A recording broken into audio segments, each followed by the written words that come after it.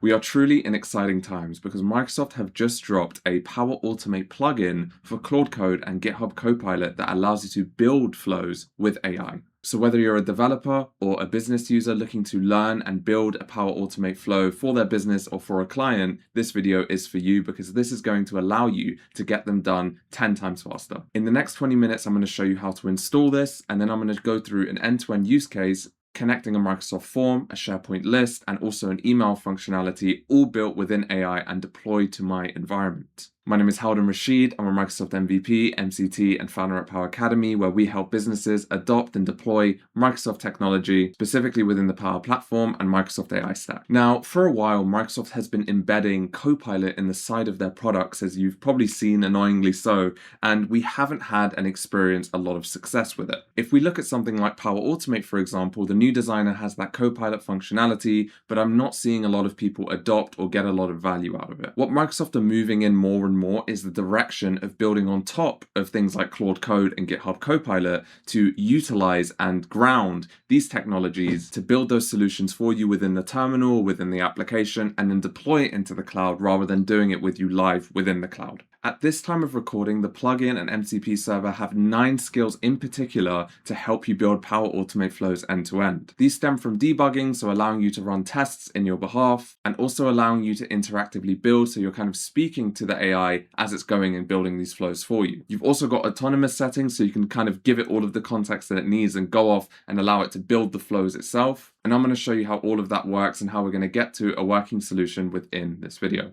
So taking a look inside of the repo that Microsoft have created, we've got the Power Automate plugin as part of the Power Platform Skills Marketplace. If you're not familiar, the Power Platform Skills gives you Power Platform capability native within AI tooling, specifically within Claude Code and also GitHub Copilot. So if we scroll down, we have many different areas available like Power Pages, which we made videos on, Code Apps, and now we've got Power Automate added here in the bottom. So if we go ahead and click on this, what we'll see is the skills listed that we can utilize. We've got setup for the first time prerequisite setup. So this is if you need things installed on your desktop or your machine that you don't currently have, the setup will go and diagnose those for you and give you a setup guide to install those so you can utilize this MCP. We've got browse flows where it can go in and understand the flows within a particular environment, giving it an additional context of how the flows could work together. We've got create flow, which is that guided flow creation. So you're interactively speaking with the AI rather than it just going and autonomously building something. We've got build flows, which is the autonomous version of that. We've got debug flow, which is an interactive debug of a failed run, and it will try and understand what's gone wrong and to resolve it. Diagnose flow, which is an autonomous deep diagnosis of a failed run, so a level up from debug. Manage flows, so I haven't used this one myself, but allowing you to publish, test, and batch flows together and giving you the full life cycle of Power Automate flows. Manage desktop flows for using Power Automate Desktop, and then also root environments, which allows you to solve any environmental problems you have within your Power Platform ecosystem in relation to Power Automate. Now, what I've gone ahead and done for your benefit is I've put this into a cheat sheet for you, which is all available within the Power Platform Success Kit, which you can find at the top of the description below. You can see we start with the setup, we can fix things with debug, and you can see we can build with the create flow and the build flow here in the bottom left-hand corner. Again, if you're interested in getting this for free, the link will be in the description. So without further ado, you understand how this works, you understand the skills that are available. Let's not waste any more time and get right into it. So we are now within GitHub Copilot, and you can see by me moving this cat around and fluttering him off the ramp, which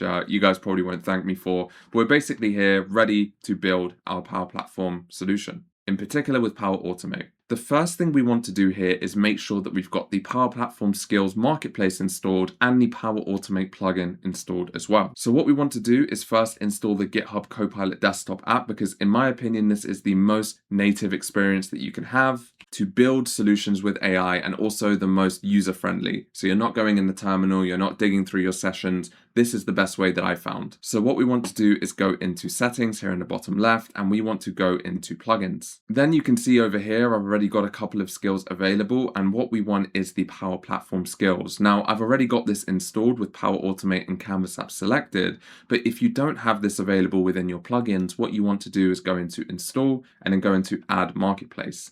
Then in Add Marketplace, you want to put Microsoft/Power Platform Skills in this exact format. Add the marketplace, and then what you should see is the Power Platform Skills appearing within your plugin section. Then you want to install the Power Automate plugin by clicking Install here on the right-hand side.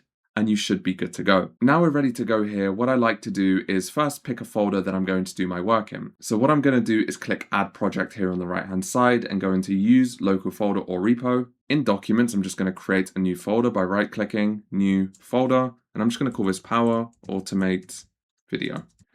Then we're going to select folder, and you can see I am now working within the Power Automate Video folder. And this is just a nice way to package up your solutions, because as we know with AI, it likes to generate HTMLs and markdown files, and this just allows you to organize all of that. Then what we're going to go ahead and do is change this from interactive to autopilot so it can go off and do the tasks autonomously. And then the first thing we're going to run is /setup. Now we want to make sure we are in the Power Automate CLI prereqs area, and you can see through the description it's this. We're going to type this, and then we're going to add any additional context. So what do I need to run the Power Automate plugin?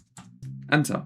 And now what it's going to do is it's going to list the prerequisites that we need if we don't have any available, and then give us the setup guide for that as well. Now you can see over here, it's checked all of the prerequisites and it's told me that I don't need anything to run the plugin. Now I'm connected to another tenant, not the tenant that I want to test with. So what I've gone ahead and done is asked it to connect me to my Power Academy account.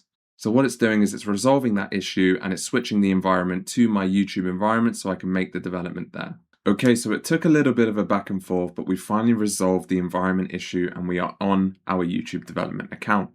Now, if you do run into this issue where, it's causing you problems of not pointing to the right environment, and you're doing it in particular within the GitHub Copilot app, what I would recommend is shifting from the auto mode and actually turning into one of the more advanced models. In this case, we're using GPT 5.6.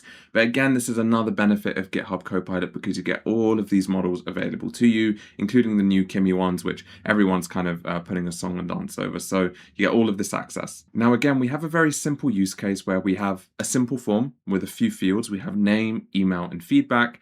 Let's say someone is trying to put in some feedback and give us some product feedback. Then we want to save these responses within a SharePoint list, and then we want this to land in our emails, notifying us that someone has responded with a direct link back to the SharePoint item. So what I've done within GitHub Copilot is I've put a placeholder prompt where I'm just going to put the form name, the list name, and also any particular channels. In this case, it's saying Teams, but we're going to want to change that to email. So what we're going to do is go into our form. We're going to take the name. We're going to come into here and we're going to paste this. And if you want a prompt like this yourself, I recommend just using your AI tooling, whether that's Copilot or Claude, and it's really good at getting this for you. We're going to get our list name. So we're going to come into our SharePoint list and we're going to take the name here, which is Power Automate MCP feedback. We're going to pop this in here, paste. It wants the site as well. So we'll come into here and take the site, paste that in here. And then we're just going to reframe this prompt to say, when a form is submitted, please notify that the form has been submitted with a link back to the submitted SharePoint item. Then we're going to take that last bit out because sometimes it can go overboard in terms of what you need. And then something we forgot to do is what we're going to do is just cut all of this. And then we want to do the /buildFlow command. And then we're going to paste the additional context just like that. And then we're going to send that through. Now we are getting very close to our capacity here. So let's hope and cross our fingers that it will build what we need it to do within the session. You can see it's going through, it's reasoning over everything. It's trying to discover the exact forms, SharePoint, and email operations available. And we're going to see how this reasons over itself. Now, I'm an avid Google Chrome user. So what you might see is it will open the tabs within your default browser. Now, in my case, that's Google Chrome, but I'm doing this testing within Edge. So if you see these local hosts opening the tabs automatically, then what I want you to do is just copy the link and then paste it in the browser where you're authenticated. As you can see, I've done that here. And you can see we've got this successful screen, and then we can go ahead and just close the tab. And that should let the AI assistant basically go in and resolve itself in relation to that. So if you ever run into that problem, that's what you should do. You can see over here, it's let us know that the flow was created correctly. It's hitting some issues, some connection issues, and it's just going to go ahead and try and resolve those for us. Once this is finished, we are going to go into the Power Apps Maker portal, take a look at the flow, and make sure everything is working in the way that we want it to. And there we go. Just like that, it's given us the ID. It's told us the flow has been created. So what we're going to go ahead and do is open up Edge. We're in the Maker portal now. We're going to go into Flows. I should be the owner of this. because of course it's authenticated in my email. Obviously I'm in the wrong environment, so I'll just go and change that. And then we can see over here the flow has been created. Now if I go into edit the flow, you can see it's resolved the Power Automate flow in the way that usually someone like me would build it. When a new response is submitted, it's taken the form ID, it's taken the response details from that form, created a SharePoint item with the fields mapped correctly, and then notifying me of the form with the link to the item. So if we go ahead and test this manually, save and test, and then we can come into the form and act like we're submitting one. So we're just going to preview, we're going to type this in, we're going to submit the form. The response is recorded, and when we go into the flows, it should run. You can see it's ran into an issue already, so what we want to do is we want to get this resolved with AI. Now what I like to do in this case is I like to screenshot my entire interface with the error code. Then I like to go back into GitHub Copilot in this case, and then paste that image and say the flow is erroring, please resolve.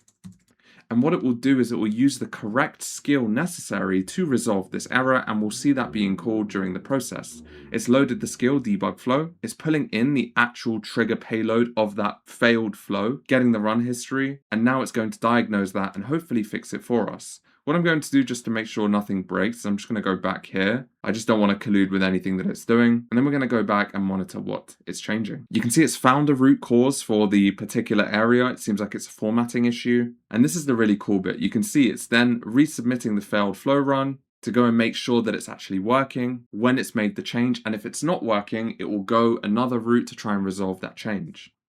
You can see in this case, when it hasn't resolved and been able to replay the flow for whatever reason, it says that there's an issue with the plugin, it's creating a flow for us, it's going to replay it once to make sure that the fix is working, and then it's going to go ahead and delete that test flow. So you can see the intelligent way that it's going about validating itself to make sure it's giving you the right solution. It's mentioned that the replay is succeeded, the SharePoint item was created, and the notification email was sent. You can see within my emails, I've got the link, I've got the details, and if I click this, you can see it's taken me to that particular item.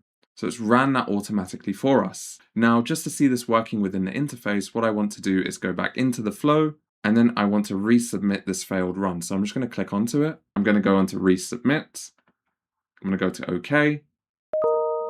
You can see this has ran, and you can see the email has been sent and the flow has been run successfully. And if I go into the SharePoint list, give this a refresh, you can see I've got two items, one that was tested by GitHub Copilot and one that was tested by myself. So that was the Power Automate MCP and the plugin for Claude Code and also GitHub Copilot demonstrated within GitHub Copilot. I hope you can see the real difference that Microsoft is making to make it easier to develop Power Platform solutions with AI tools and the latest and greatest technology available through all of the providers and not just Microsoft themselves. If you haven't got on with the Power Automate interface in the past, or you've tried to build a solution and it hasn't worked out for you, then I highly recommend taking everything in this video and applying it into your approach to see if you can come to an endpoint that actually works and delivers value for your business. There was a lot to digest in this video, and you may have seen this channel and we've made a lot of videos in particular within Claude Code, which in simply is a little bit easier because I've got the licensing already and it's just easier to make these videos. But